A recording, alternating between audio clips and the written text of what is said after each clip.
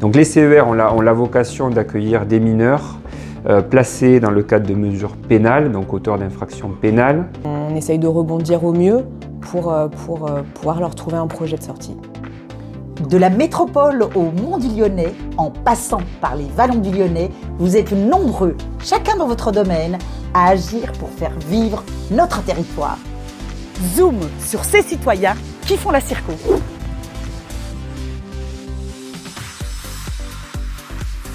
Bonjour, je suis Patrick de Craponne. Et moi, Tim de Saint-Genis-Laval. Nous faisons partie du conseil de circonscription du député Thomas Gassillou. L'éducation nationale qui autrefois, je vous rappelle, s'appelait l'instruction publique. Cette année, avec le groupe Éducation, les citoyens du conseil de circonscription ont décidé de mener une réflexion autour de ce sujet si crucial pour notre société. Ils ont décidé de valoriser les actions éducatives innovantes de notre territoire. Ce matin, direction Saint-Laurent-de-Chamousset. Créés en 2017, les centres éducatifs renforcés, la bâtie Éric Cochet de l'association Acoléa, accueillent des mineurs placés dans le cadre de mesures pénales. Avec un triple objectif. Le premier, c'est de favoriser la désistance, donc la sortie de la délinquance. Le deuxième, c'est de construire un projet d'insertion durable. Et le troisième objectif, c'est de les accompagner également sur le plan médico-psychologique, puisque certains ont quand même des troubles du comportement. Durant chaque session, 12 jeunes de 13 à 17 ans sont suivis pendant 5 mois par des éducateurs spécialisés, sportifs, scolaires et techniques. Ici, pas de parcours type, mais un véritable projet personnalisé qui se résume en 3 phases. Une phase d'accueil, où vraiment il y a un diagnostic pluridisciplinaire qui est posé. Ensuite, il y a en effet une phase de construction de projet, où les jeunes vont bénéficier de temps qui seront vraiment individualisés et consacrés à la construction de leurs projets personnels et professionnels. Et ensuite, on aura une phase de préparation à la sortie, où la prise en charge pourra être en partie externalisée. C'est vrai que 5 mois, ça passe très très vite. On travaille l'insertion au niveau des stages.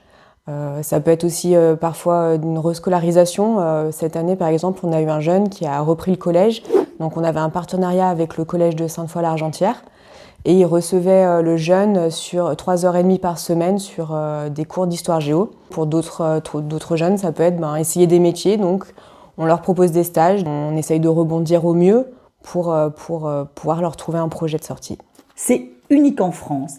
Des assistants familiaux vivent aussi sur place avec les jeunes pour les accompagner au quotidien vers la réussite. Du coup, nous, on les reçoit et on a le rôle à peu près comme une famille. Moi, je réside sur le site.